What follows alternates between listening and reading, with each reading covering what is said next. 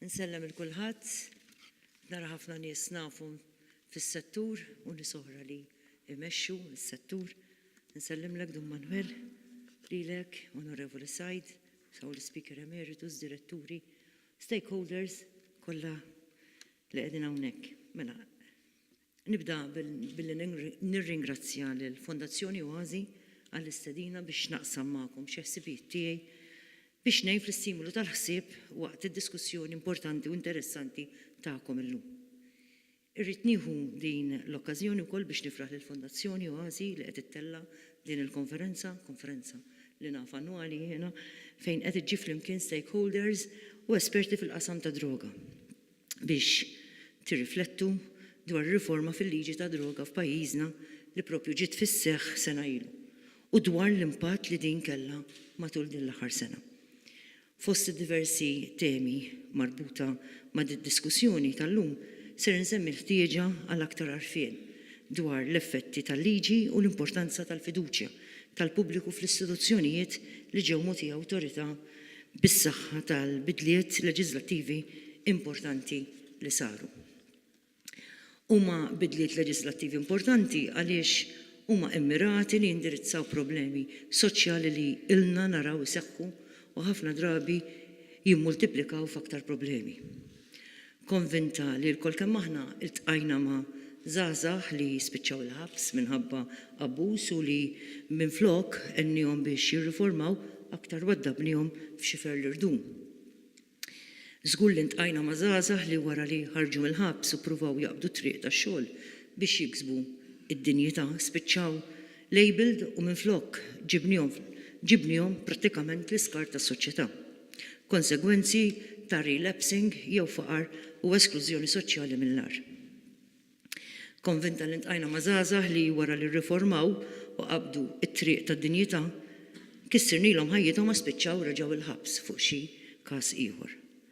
Daw il-bidliet importanti kienu meħtieġa anke għall-familji ta' dawn iż-żgħażagħ li wħud minnhom bis-sistema ta' qabel dawn il-bidliet leġislattivi konna inkisru lilhom ukoll meta jaraw lil uliedhom ikkalċrati.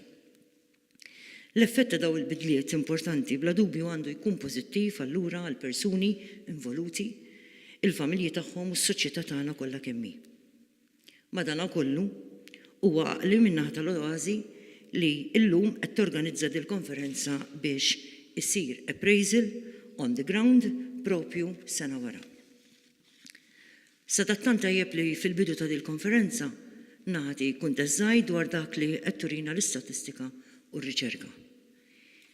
Il-European Drug Report tas-sena l-oħra jirrifletti l-użu allarmanti ta' opiates f'Malta. L-istess rapport jindika li 74.8% ta' dawk li jużaw l-opiates qed jiġu trattati. U fost dawn hemm 33.7% minnhom li qed jirċievu l-kura għall-ewwel darba. L-istess rapport jenfasizza r-rabta tal-użu tal-kannabis mar-rabta ta' kriminalità relatata ma' droga. L-użu tal-kannabis jew possess għall-użu personali jammonta l-aktar minn 60% tar-reati marbuta ma' droga. Ir-rapport ukoll jgħid li 142 ta' dawk li jużaw il-kannabis kienu qed jiġu kurati u 92 persuna minn dawn irċevew kura aktar minn darba. Rapporti bħal dawn huma meħtieġa biex jagħtuna stampa ċara tar-realtà tal-użu ta' droga f'pajjiżna, biex iġeluna naħsbu aktar dwar dak li għandu jsir illum qabel għada. Statistika bħal din tiftilna għajnejna u ġġielna nirrikonoxxu l-isfidi li għandna qudiemna. Din l-istampa tagħtina bażi fuq nirriflettu fuq ix-xogħol li ilu jsir u fuq ix-xogħol li għandu jsir biex inkunu aktar effettivi fil-kuntest tar-realtajiet tal-lum. Hawn irid inkompli nisħaq li l-isforzi tagħna u l-għana u l-lini tagħna għandu jkun dejjem il-ġid tal-persuna, tal-familja tagħha u tal-komunità u tas-soċjetà tagħna kollha kemm hi. Bħal dejjem trid tibqa' d-dinjità tal-persuna umana li trid tħeġġeġ l-aspirazzjonijiet soċjali tal-policy li nifformulaw u tal-leġislazzjoni tagħna f'dan il-qasam. Jekk aħna verament rridu nassiguraw il-ġid ta' kulħadd, Irridu nkomplu nikkonsidraw minn żmien għal żmien l-impatt li dawn ir-riformi oħrajn għandhom fuq l-individwi, familji u l-komunità f'Malta u f'Għawdex. Ma nistgħux nisrieħu fuq dak li nagħmlu imma li b'mod mill-iktar regolari nagħmlu l-appraisals u l-evalwazzjonijiet tagħna biex dejjem intejbu ħalli nkunu iktar effettivi fir-realtajiet li jinbidlu wkoll minn ħin għal ieħor. Minkejja dawn il-bidliet leġislattivi importanti jiena nemmen li rridu nżidu aktar il-ħidma tagħna fi programmi biex niżviluppaw kampanji ta' għarfien li huma edukattivi u effettivi, immirati lejn it-tfal u ż-żgħażagħ tagħna dwar xi jfisser il-vizzju. Nemmen bisħieħ li rridu nkomplu ninvestu f'ħidmiet proattivi ta' prevenzjoni. Nemmen ukoll li jeħtieġ narfu lill-pubbliku ġenerali aktar dwar id-Drug Rehabilitation Board u l-qorti ta' droga, jekk jaħdmu li qed jaħdmu u sa fejn jaslu bl-attivitajiet tagħhom. U nemmen ukoll li rridu narfu lill-pubbliku dwar min huwa eliġibbli biex jidher quddiem dan il-bord. Viżibilità edukattiva fuq il-medja nazzjonali u s-social media għandu rwol kruċjali fit-tixrid ta' din l-informazzjoni.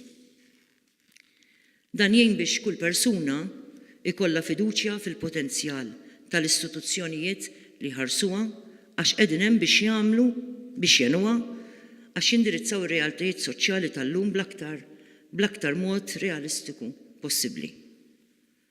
Kull min jaħdem f'dan il-qasam jew jipprovdi xi servizz relatat għandu jżomm dejjem ir-rispett tal-persuna bħala l-bażi tal-ħidma tiegħu jew tagħha f'kull stadju tal-proċess u x'inhu l-qasam li jew l-aspett li qed jaħdem fih.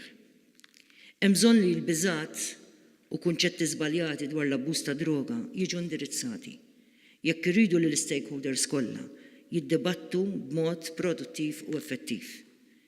Nemmen li hemm bżonn ukoll li persuni li jabbużaw mid-droga jiġu mejjuna aktar fil-pront mill-lat psikosoċjali. Għalhekk jeħtieġ ninvestu aktar fi professjonisti u riżorsi oħra f'dan il-qasam. Konvinta li aħna l-koll preżenti nemmnu li l-ġid tal-persuna involuta għandha tinżamm fiċ-ċentru ta' kull ma jsir. U għalhekk li t-tibdil importanti leġislattiv bħal dan ta' min ifaħru u jinkoraġġih.